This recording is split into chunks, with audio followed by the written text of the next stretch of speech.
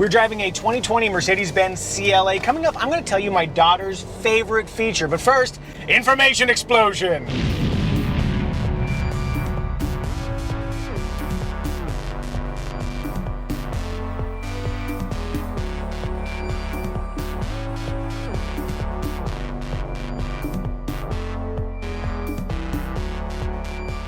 Let's start things off somewhere lovely. Interior. I don't know when the last time was that you were inside a Mercedes-Benz, but tell me, what is your first reaction to the interior of the CLA?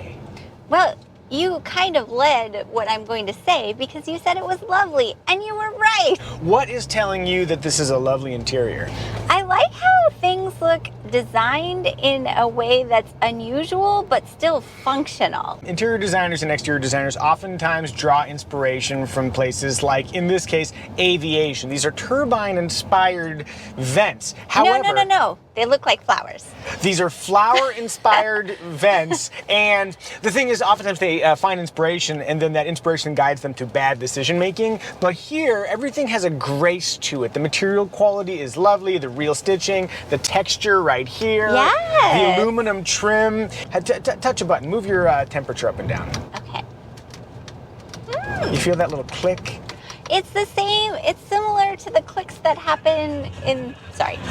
Sweetie, what are you doing? You're trying to get us sued? I was trying to turn the radio on earlier and I accidentally did something to the engine. So I am not friends with this infotainment system. That is a tease to my complaint. But over here on the window switches, there's the same sort of delicate, sort of a first detent and then a slightly harder second detent. The actual switches are a little bit classy for my taste. But and then this right here, when you turn off the vents, okay, there's a click. Listen to the click. Oh, that satisfying little click. It looks and feels wonderful. And now I get to complain. Hooray! The buttons, the way they're laid out, like right here in the climate control, it's just a line, and you have to look at it to see what it is you're touching. And when you're driving a car, it's best to look out there. What about interior space? Are you comfortable? Totally comfortable. Yeah, that's because you're sitting in the front seat. The back seat is a different story. This is not the smallest Mercedes-Benz sedan that they make. Really? That'd be the A220, but if I get back there, my head brushes against the headliner. Knee space is okay because they've got these cutouts on the back of the seats, so I fit okay if I didn't have this gorgeous head on my body. And all that hair. If I was merely a torso and legs, it wouldn't be a problem. Maybe after the windowless white van review? Yeah, exactly. Everything got so much better on Micah Drives and Micah Flies once he lost his head. Did you have any issues getting the car seat back there? It was a little tall getting in the door. Yeah. But after that, I love how easily accessible the latch points are. I'm not sure how they could be more accessible Yes. unless there was like a latch caddy back there. Madame, would you like to hook up the car seat? Very Maybe good. you'd have to tip. No, this is better. Okay. I'm on board. Cargo space is a little bit small, barely more than 11 cubic feet of space by the numbers. But when you actually look back there, it's like, I could use this. I think one of the limitations might be if you had a rear-facing car seat. That might be a little bit tight back there. There's not a ton of space in the rear quarters, so that would be a caveat. That makes sense. If you got a child between, let's say, 4 and when they start to hate you, this would be a great car. Because when they start to hate you, it's when they're tall enough. Yeah, height and hate for parents is a direct relationship. Oh, you're an idiot. You're not calling the audience idiots. No, I wouldn't call the audience an idiot. I know how to pander to the greatest audience on the internet. It's you. It's you. As I floor it, needless full throttle acceleration, rear window test. Armrest test. Very soft surfaces here. They're stitching, but it does not mess with my comfort. Good squish factor. However, the armrests are uneven height. This one's higher than this one. And if I want to have my hands then 8 and 4, keep my hands on the steering wheel because I am driving the car, my inboard elbow does not touch the armrest. I'm going to give that an outboard up here tops, but inboard maybe in the 50% region. Plus, I can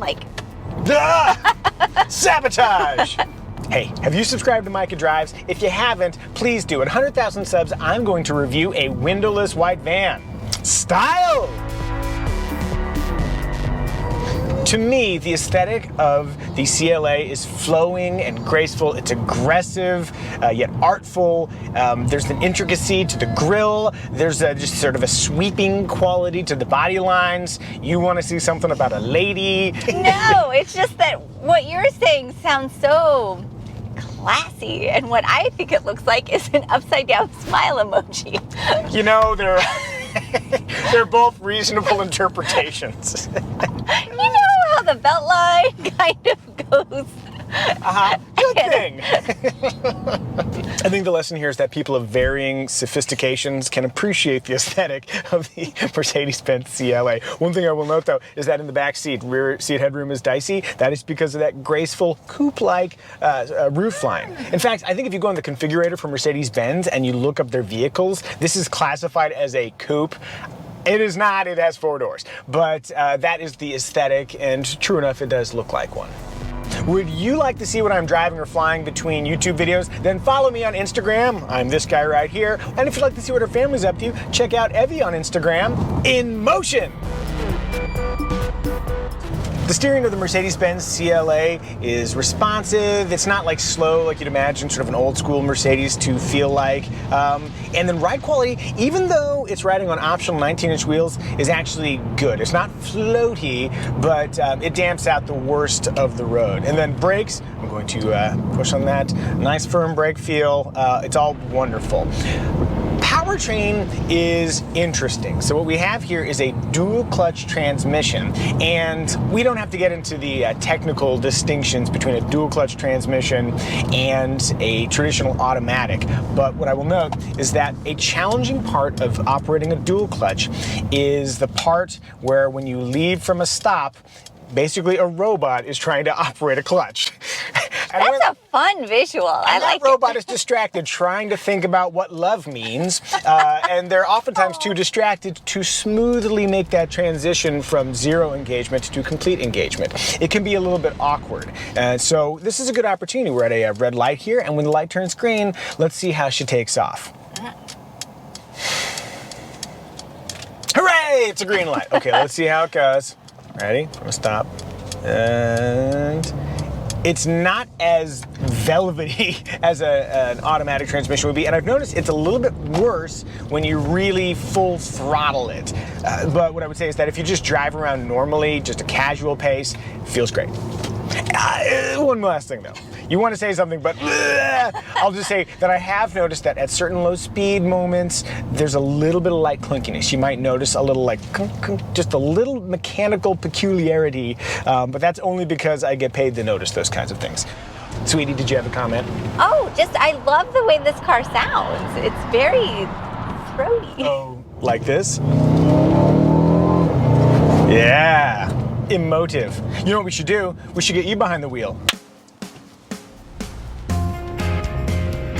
Sweetie, you look like you have something to say. Do you?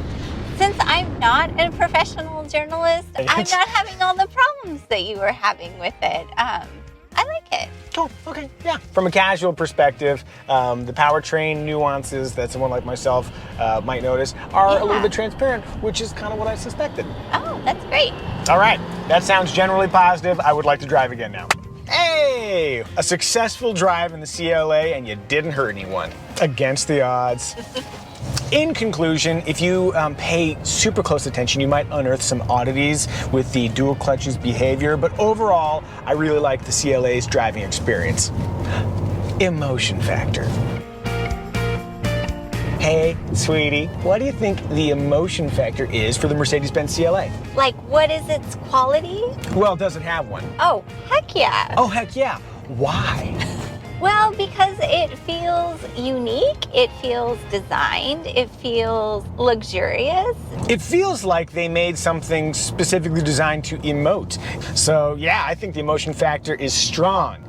If you're feeling emotionally drawn to buy a Mercedes-Benz CLA of your own, check the Kelley Blue Book's listing link in the description below. Remarks! At the beginning of the video, I teased that I was going to share my daughter's favorite feature of the CLA. Sweetie, what's your favorite thing about this car? Because it changes colors. That's right. It's got a lighting package with 64 different colors that you can choose.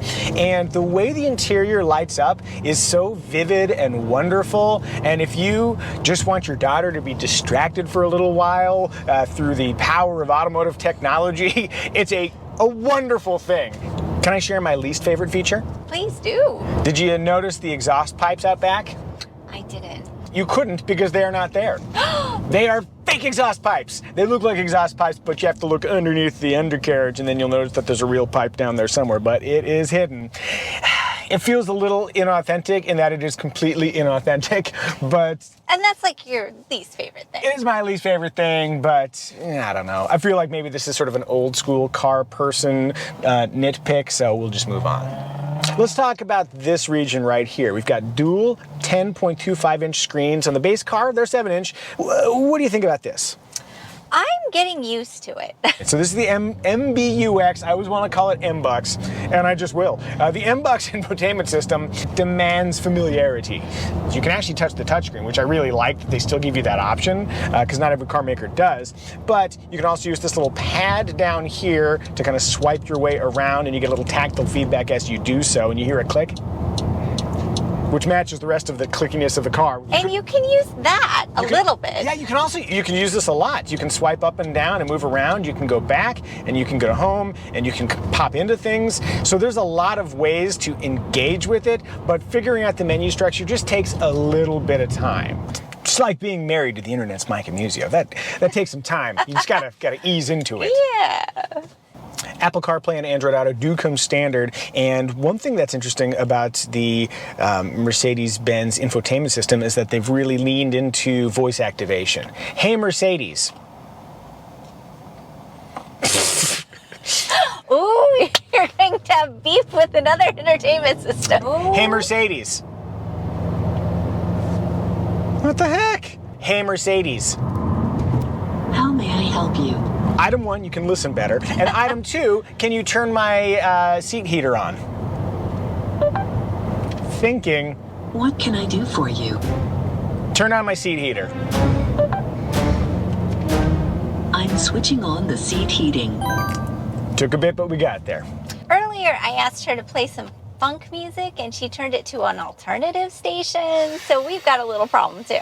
You know, if you're going to be a part of the Muzio household, you got to bring the funk. You have to bring the funk. Do you bring the funk? Tell us in the comments. By the way, I mentioned the heated seat. This is one of my favorite things about Mercedes. They let you activate the seat heater and cooler at the same time, which is the best combination. You want the warmth, but you don't want the sweat. As a guy who's done some work with Manscaped, I appreciate the concept of minimizing sweat in nether regions. The Mercedes-Benz CLA is a front-wheel drive car, but you can add all-wheel drive to it for $2,000. If the speed available to you from the CLA 250 is not adequate, they have a Mercedes-AMG CLA 35, which is more powerful than this one, and there's a CLA 45 above that. There are no USB-A ports in the Mercedes-Benz CLA. You better bring your dongles. They flop a dongle at you. It's undignified. Among the standard equipment roster is this panoramic sunroof, which it's a big sunroof. I don't know if I'd go panoramic, but that is standard. What is not standard is keyless access, like a smart key. That is an option, a $550 option. It is crazy to me that it's theoretically possible to buy more than 50 grand worth of Mercedes, and I have to reach into my pocket and push unlock. Yeah, you get to use the Micah's on a tirade, on a rant graphic. Have at it, Editor Evie. Yay! The optional 360-degree camera system works great. There's a bunch of angles and it's adequately vivid. And there's an automatic parking feature if you don't feel like parking yourself. And why would you? You're so busy pushing the button on your fob to lock and unlock your car. Who has time for that? Oh, good. I get to bring it back. And another thing. Oh, it actually says that in the graphic, doesn't it? Does. This is an augmented navigation feature where it shows you on this screen what you need to do. Have you ever seen this? No, I can't decide if it would be helpful or distracting. Let's see how it works in the streets. In a quarter of a mile, at the traffic light, turn left onto La Palma Avenue. La Palma. Oh, look, cool. This is really good visualization. You know exactly which lane you need to be in. Here's a line showing you the name, showing which direction. I mean, I don't want to sound contemptuous, but you'd have to be a grade A idiot not to be able to understand this. This is so intuitive. I didn't understand this part, but it's because your finger was in front. You got to get your finger out of the way. This is me describing to the grade A idiot how, right, get your finger out of there and it'll work just fine. That's great. Oh, okay, yeah. As we pass the wild, wacky, inflatable tube man, I think the prime competitor for the Mercedes-Benz CLA 250 that we're driving would be something like the BMW 2 Series Grand Coupe. But if you just look at it and then you look at this, which one do you think I'd prefer? That's right, the CLA. Hey, are there any remarks we missed? If so, tell us in the comment section, label them remarks, and you can be just like us. Funky Muzios. Synopsis. In considering the CLA 250's essence, I'm reminded of the movie Ex Machina. You remember that super sexy robot lady that was very advanced and warm and delightful? In the end, there wound up being some problems, but the gist for me, unless you watch the very end, is that it's a very sexy package, very inviting, a lot of fun, and highly technologically advanced. This is the Ex Machina robot of a kind of entry-level Mercedes-Benz sedans that are called coupes. You remember that movie really differently than I do. She wore a sweater and everything. It was really cute. If you haven't subscribed to our channel, please do. Micah Drives lives on the subscribes, which doesn't rhyme at all. But at 100,000 subs, I'm going to review a windowless white van. If you'd like to say hi to us on Instagram, please do so. We'd love to see you there. I think this was a very successful video. Can I get some high fives? Yep. That's where you high five me. High five. And you too. Come get your high five. Ah! You know when some parts what they say? No. Pardon me. Did you make that up? Did you make that up? Yeah. That's a very funny joke.